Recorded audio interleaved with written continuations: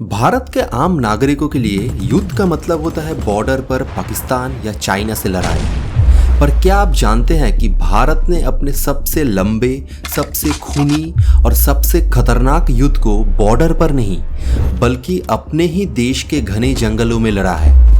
एक ऐसा internal war जिसने पिछले कुछ दशकों में हमारे हजारों जवानों और मासूम नागरिकों की जानें निगल ली। एक वक्त था जब देश के 126 से ज्यादा डिस्ट्रिक्ट्स में संविधान का नहीं बल्कि नक्सली आतंक और उनकी बंदूक का कानून चलता था। इस रेड कॉरिडोर ने भारत के बीचों बीच एक ऐसी खूनी लकीर खींच दी थी जिसे तोड़ना नामुमकिन लग रहा था। लेकिन हिस्ट्री तब पलट गई जब 30 मार्च 2026 को भारत के होम मिनिस्टर अमित शाह ने पार्लियामेंट में खड़े होकर एक ऐसा ऐतिहासिक ऐलान किया जिसने पूरे देश को हिलाकर रख दिया। उन्होंने ऑफिशियली डिक्लेयर किया कि 31 मार्च 2026 की नक्सल फ्री इंडिया की डेडलाइन मीट हो चुकी है और भारत से नक्सली वायलेंस का लगभग पूरी तरह सफाया हो चुका है। पर सबसे बड़ा सवाल ये है कि जो समस्या पिछले 50 सालों में किसी भी सरकार से सॉल्व नहीं हुई, उसे अचानक इतनी तेजी से कंट्रोल कैसे किया गया? क्या ये सिर्फ बंदूक और इनकाउंटर्स का खेल है या इसके पीछे रोड्स, मोबाइल टावर्स और एक रूथलेस फाइनेंशियल स्ट्राइक का मास्टर प्लान था? दोस्तों, स्वागत है आपका देश की असलियत पर। आज हम बिना किसी पॉलिटिकल बायस के सिर्फ वेरीफाइड डेटा और ऑफिशियल रिपोर्ट्स के आधार पर भारत के सबसे बड़े इंटरनल वॉर का पूरा सच जानेंगे। और ऐसे ही कॉम्प्लेक्स जियोपॉलिटिकल रियलिटीज को आसान भाषा में समझने के लिए देश की असलियत चैनल को अभी सब्सक्राइब करके बेल आइकन जरूर दबा दें। तो चलिए सच की शुरुआत करते हैं।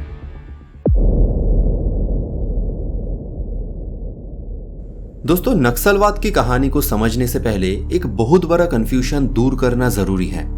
लोग अक्सर कम्युनिज्म और नक्सलवाद को एक ही समझ लेते हैं, जो बिल्कुल गलत है। भारत में कम्युनिज्म का एक लंबा और सम्मानित डेमोक्रेटिक इतिहास है। सीपीआई और सीपीआईएम जैसे लेफ्ट विंग पार्टीज ने भारत के संविधान पर पूरा विश्वास रखकर इलेक्शंस लड़े हैं और वेस्ट बंगाल, त्रिपुरा और केरला जैसे स्टेट्स को सक्सेसफुली चलाया है। और लाल सलाम दरअसल पूरी दुनिया में मजदूरों और किसानों की आज़ादी और उनके हक का एक बहुत पावरफुल हिस्टोरिक स्लोगन है। लेकिन 1967 में वेस्ट बंगाल के गांव नक्सलवाड़ी से जो मूवमेंट शुरू हुआ, उसने इस आइडियोलॉजी को पूरी तरह हाईजैक कर लिया। चारू मजूमदार जैसे कट्टरपंथी नेताओं ने डेमोक्रेटिक रास्ता छोड़कर चाइना के माओइस्ट यानी आर्म्ड रेवलियन मॉडल को अपना लिया। उन्होंने किसानों की नाड़े की आड़ में भारत के लोकतांत्रिक सरकार को बंदूक के जोर पर गिराने का प्लान बनाया। इनका डेमोक्रेटिक लेफ्ट विंग पॉलिटिक्स से कोई लेना देना नहीं था। इनफैक्ट इतिहास के कुछ सोर्सेस ये भी बताता है कि इन हथियारबंद नक्सलियों ने बहुत ज्यादा अटैक्स डेमोक्रेटिक कम्युनिस्ट पार्टीज जैसे सीपीआईएम के ग्राउंड वर्कर्स पर भी किए हैं। इन्होंने हमारे घने जंगलों को अपना बेस बनाया और मासूम आदिवासियों को अपनी ह्यूमन शील्ड यानी ढाल बनाया। देखते ही देखते इनका रेड कॉरिडोर एक ऐसी पैरेलल गवर्नमेंट बन गया जो हजारों करोड़ की एक्सटॉर्शन इकोनॉमी चला रहा था। अब सवाल आता है कि 2014 से पहले की सरकारें इस प्रॉब्लम को खत्म क्यों नहीं कर पाए? इसका जवाब पास्ट गवर्नमेंट्स की डिफेंसिव राजनीति में छुपा था। दशकों तक दिल्ली में बैठे नेता नक्सलिज्म को सिर्फ एक लॉ एंड ऑर्डर का इशू मानते थे, जो स्टेट गवर्नमेंट्स की जिम्मेदारी थी। सेंट्रल एजेंसीज और स्टेट पुलिस के बीच कोऑर्डिनेशन की बहुत कमी थी। इस डिफेंसिव अप्रोच का सबसे भयानक नतीजा 2010 में देखने को मिला, जब दांतेवाड़ा छत्तीसगढ़ में नक्सलियों ने एम्ब्यूश करके सीआरपीएफ के 76 जवानों को बेरहमी से मार दिया था। Dantewada massacre, a lot of questions. Another Naxal attack in Chhattisgarh, a security vehicle being blown. I think it was exactly 1 year to the day when 76 jawans of the CRPF were massacred in Dantewada. Security forces जंगलों के बाहर अपने camps लगाती थी और सिर्फ तब अंदर जाती थी जब उन्हें पेट्रोलिंग करनी होती। जंगल के अंदर नक्सलियों का अपना कानून था। वहां रोड्स नहीं थे, मोबाइल नेटवर्क्स नहीं था। जवान ब्लाइंड होकर जंगल में घुसते थे और लैंडमाइंस का शिकार हो जाते थे। भारत आधी सदी तक अपने ही देश के एक हिस्से पर अपना कंट्रोल खो चुका था।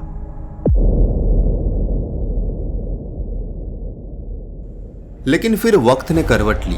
होम मिनिस्ट्री का चार्ज लेने के बाद अमित शाह ने क्लियर कर दिया कि अब अप्रोच डिफेंसिव नहीं बल्कि प्योरली ऑफेंसिव होगी। इन्होंने ऑपरेशन समाधान जैसे एग्रेसिव स्ट्रेटेजीज को ग्राउंड पर उतारा। ये सिर्फ बुलेट्स के बारे में नहीं था। इस मास्टर प्लान के 3 सबसे बड़े पिलर्स थे। पहला मास्टर स्ट्रोक था एफओबीज यानी फॉरवर्ड ऑपरेटिंग बेसिस। पहले पुलिस जंगल के बाहर कैंप्स लगाती थी। अमित शाह ने ऑर्डर दिया कि कैंप सीधे नक्सलियों के कोर स्ट्रॉन्गहोल्ड्स के बीचों बीच गाड़े जाए।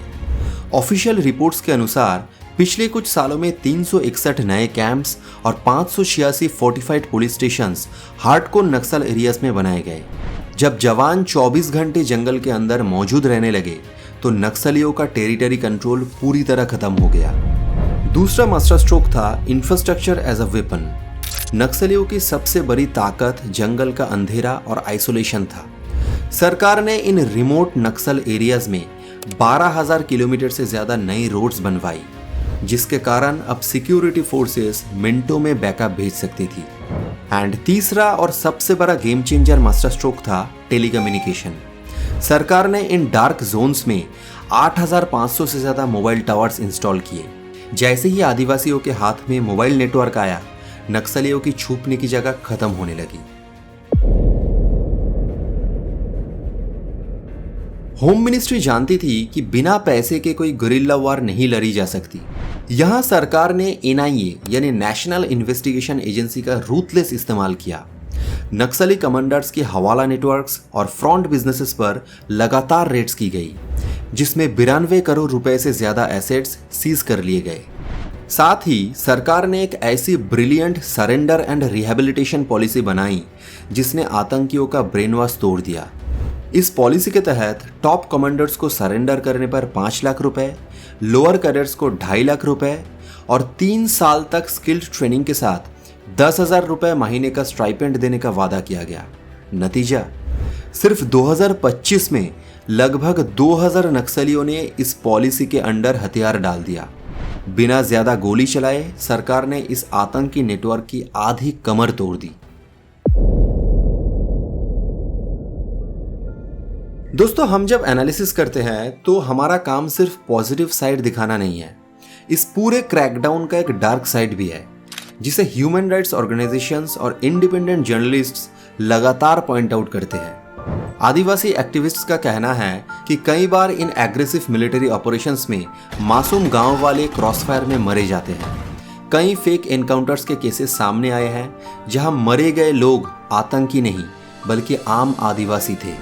छत्तीसगढ़ के कुछ इलाकों में हजारों आदिवासियों ने नए सिक्योरिटी कैंप्स के खिलाफ लंबा प्रोटेस्ट किया, क्योंकि उन्हें डर है कि ये कैंप्स सिर्फ आम जनता की जमीन खाली करवाकर बड़ी माइनिंग कॉरपोरेशंस को देने के लिए लगाए जा रहे हैं। क्रिटिक्स का मानना है कि सरकार ने सिक्योरिटी कैंप्स और मोबाइल टावर्स तो जल्दी लगा दिए, पर उन्हीं रिमोट इलाकों में अच्छे सरकारी स्कूल्स, अस्पताल्स और बेसिक फैसिलिटीज आज भी कंप्लीटली मिसिंग हैं। नक्सलिज्म की असली जड़ गरीबी और एलियनेशन थी।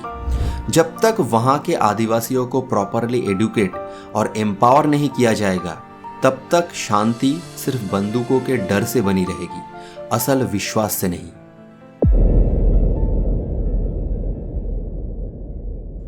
तो दोस्तों, क्या सच में भारत अब पूरी तरह नक्सल फ्री हो चुका है?